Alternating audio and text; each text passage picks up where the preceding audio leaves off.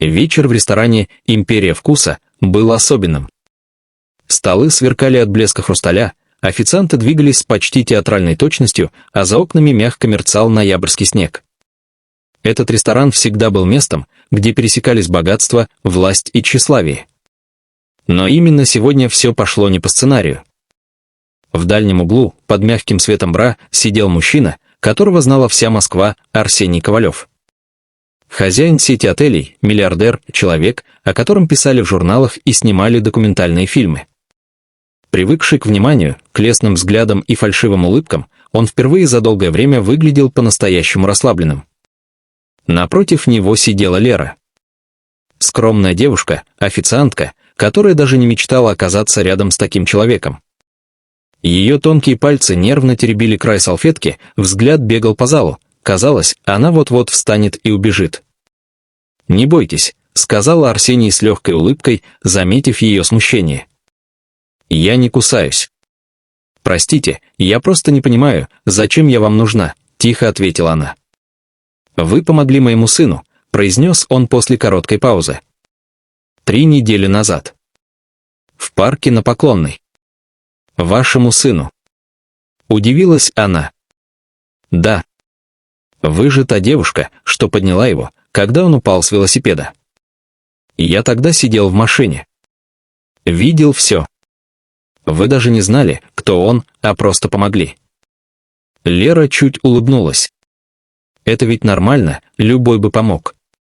«Нет», — мягко ответил он. «Сейчас так почти никто не поступает». Молчание на мгновение повисло между ними. Арсений внимательно всматривался в ее лицо, простое, без макияжа, но с глазами, в которых было столько искренности, сколько он давно не встречал. Он привык к женщинам, которые гнались за статусом, вниманием, деньгами. А это будто из другого мира. «Вы ведь работаете здесь недавно?» — спросил он. «Да. 2-й месяц. Мне нужно оплачивать съемную комнату и учебу брата», — ответила она просто. «Учебу брата. Он еще школьник. Я за него в ответе». Арсений хотел было что-то сказать, но их разговор прервал гул в зале. К дверям вошла женщина, которую знали все, актриса Алиса Ровенская. Ее появление всегда сопровождалось вспышками телефонов и вздохами гостей. Высокая, эффектная, со слепительной улыбкой и холодным блеском в глазах. Она заметила Арсения сразу и направилась к его столику. «Арсений!» — воскликнула она, как будто встречала возлюбленного после долгой разлуки. «Я искала тебя по всему залу. Почему ты здесь с этой девушкой?» Лера мгновенно замерла, чувствуя на себе десятки взглядов. Алиса окинула ее презрительным взглядом с ног до головы. «Официантка. Серьезно. Ты решил попробовать простую жизнь?» В зале воцарилась тишина. Музыка стихла. Люди перестали есть, а камеры телефонов уже начали записывать происходящее. «Алиса, не сейчас», — спокойно сказал Арсений. «Не сейчас». Вспыхнула она. «Все журналисты у входа. Они ждут нас, чтобы объявить о нашей помолвке. А ты сидишь с какой-то девчонкой. Это позор». Лера медленно поднялась, чувствуя, как дрожат колени. «Простите, я, наверное, пойду», — прошептала она, стараясь не смотреть ни на кого. Но Арсений внезапно встал. Его взгляд стал холодным и стальным. «Лера, подожди». Алиса усмехнулась, думая, что он сейчас выгонит официантку. Но вместо этого он шагнул ближе к ней и произнес громко, отчетливо, чтобы слышали все. «Скажи всем, что она моя жена». Секунда тишины. Потом гул, шепот, вспышки телефонов. «Что ты сказал?» Выдохнула Алиса. «Все верно», — спокойно повторил он, глядя прямо ей в глаза. «Она моя жена. И я горжусь этим». Лера застыла. Сердце стучало где-то в горле. «Но я не», — начала она тихо, но Арсений взял ее за руку. «Просто доверься мне», — прошептал он. Алиса побледнела. С губ сорвалось короткое: «Ты пожалеешь». И, развернувшись, она ушла под прицелом десятков камер. Журналисты ринулись вперед, щелкая затворами. Лера не понимала, что происходит. Ее голова кружилась. Все казалось сном. Арсений спокойно обнял ее за плечи и повел к выходу. «Пошли. Здесь тебе не место». На улице, среди холодного воздуха и снежных хлопьев, она наконец спросила: «Зачем вы это сделали?» «Все подумают». «Пусть думают, что хотят», — ответил он, глядя на нее серьезно. «Я просто не позволю, чтобы кто-то унижал человека, который однажды спас самое дорогое в моей жизни». Лера смотрела на него и не знала, что чувствовать: благодарность, страх или что-то совсем другое, теплое и опасное. Он улыбнулся ей впервые за вечер. «Поехали. Все только начинается». И в тот момент она не понимала, насколько судьбоносными окажутся эти слова. На следующее утро Москва проснулась с новой сенсацией.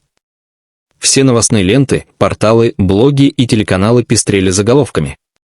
Ковалев женился тайно. Кто она? Загадочная жена миллиардера. Скромная официантка покорила сердце самого Арсения Ковалева. Актриса Ровенская в ярости, ее заменили на девушку из народа. Фотографии с ресторана были повсюду. Лера не узнавала себя. На снимках она выглядела растерянной, но рядом с Арсением, державшим ее за руку, была странная уверенность. Интернет гудел. Под фотографиями тысячи комментариев. Вот это поворот. Сказка про Золушку. Она явно что-то задумала. Лера закрыла ноутбук. Ей хотелось исчезнуть. Телефон не переставал звонить. Звонили коллеги, соседи, даже одноклассники, которых она не видела годами. Кто-то поздравлял, кто-то насмехался, кто-то просто хотел узнать правду. Через пару часов у подъезда появился черный внедорожник. Водитель в строгом костюме вышел и сказал: «Арсений Николаевич просил вас приехать». Лера не хотела ехать, но понимала, нужно прояснить все. В машине царила тишина. За окном мелькали улицы, снег ложился мягкими хлопьями на стекло. Когда они прибыли, Арсений уже ждал ее в своем офисе, просторном, с панорамными окнами и видом на город. Он выглядел уставшим, но спокойным. «Лера», — начал он, подавая ей чашку кофе. «Я должен извиниться». «Извиниться». Она усмехнулась. «После того, как вся страна считает меня вашей женой». Он слегка кивнул. «Я поступил импульсивно. Но если бы я не сделал этого, Алиса бы унизила тебя при всех». Она знала, что делает. Ей нужна была сцена, чтобы разрушить кого-то, кто просто случайно оказался рядом со мной. «И теперь меня разрушит весь интернет», — горько сказала Лера. «Я не просила защиты такой ценой». Он опустился в кресло, облокотившись на спинку. «Я знаю. И я не прошу прощения ради себя. Я прошу, потому что понимаю, что втянул тебя в бурю. Но поверь, я разберусь». Лера молчала, глядя на него. Было видно, что он не лжет. В его голосе не было ни высокомерия, ни холодного расчета, только усталость и сожаление. «Знаете», — сказала она наконец, — «я все утро думала, зачем вы так сделали? Ради показухи? Чтобы досадить актрисе? Или чтобы стать героем для публики?» «Ни то, ни другое», — ответил он спокойно. «Я сделал это, потому что ты не заслужила быть униженной. Ни одним взглядом, ни одним словом». Он подошел ближе, посмотрел прямо в глаза. «Когда я увидел тебя тогда, в парке, с моим сыном, я понял, что в тебе есть что-то настоящее. Что-то, чего я давно не встречал». Она отвела взгляд. «Вы говорите так, будто знаете меня». «Может, и не знаю», — мягко сказал он, — «но хочу узнать». Без камер. Без заголовков. Без лжи. Эти слова тронули ее. Что-то дрогнуло в груди, то ли надежда, то ли страх. Прошло несколько дней. Прошел месяц. Город постепенно забыл о громком скандале. Заголовки сменила новая сенсация, журналисты нашли себе другую жертву, и в доме Арсения наконец воцарился покой. Утро начиналось с запаха кофе и смеха. Лера вставала раньше всех, открывала шторы, впуская свет в просторную кухню. Маленький Егор, сын Арсения, уже не представлял день без нее. Он называл ее Лерой мамой и с восторгом показывал свои рисунки: дом, солнце и 3 людей, держащихся за руки. Арсений наблюдал за ними и ловил себя на мысли, что впервые за годы чувствует себя дома. Без показного лоска, без холодной тишины пустых особняков. Просто семья. Однажды утром он зашел в кухню в белой рубашке, без галстука, с той легкой улыбкой, которую Лера обожала. В руках у него была маленькая коробочка. «Помнишь тот вечер в ресторане?» — спросил он.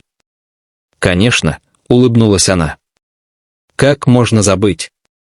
Тогда я думала, что все это безумие». «Это действительно было безумие», — согласился он. «Но самое лучшее в моей жизни». Он подошел ближе, взял ее за руку и вдруг опустился на одно колено. Лера замерла, не веря глазам. «Тогда, в тот вечер, я сказал эти слова, чтобы защитить тебя», — произнес он тихо, но твердо. «А сегодня хочу сказать их снова, потому что люблю тебя». Он открыл коробочку.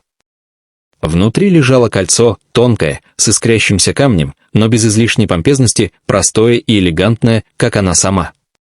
Лера почувствовала, как сердце застучало так сильно, что будто заглушило все вокруг. «Арсений и я», а она не смогла закончить. Слезы сами потекли по щекам. «Выходи за меня, Лера». Не по обстоятельствам. Не из-за случайных слов. А по любви. Она кивнула, не в силах говорить. «Да, Арсений». «Да». Он надел кольцо ей на палец, поднялся и обнял ее, прижимая к себе. «Теперь это правда», — прошептал он. В этот момент вбежал Егор с криком. «Ура! Теперь у меня будет мама навсегда!» Они рассмеялись. В комнате было столько тепла, что даже за окном зимний холод казался далеким. Через неделю состоялась скромная церемония, без камер, без блеска, без прессы. Только они 3, несколько близких друзей и тишина загородного сада, укрытого снегом. Когда Арсений взял Леру за руку и сказал: «Теперь ты навсегда моя жена». Она улыбнулась, потому что знала, теперь это не слова для публики. Это обещание сердца. После церемонии они сидели у камина, и Арсений тихо добавил: «Я ведь тогда не соврал, когда сказал журналистам, что ты моя жена. Просто тогда я еще не знал, как сильно это станет правдой». Лера положила голову ему на плечо и шепнула: «Главное, что теперь мы вместе. Все остальное — просто шум». А за окном медленно падал снег, и где-то вдалеке скрипка играла нежную, почти сказочную мелодию, как будто сама судьба праздновала их любовь.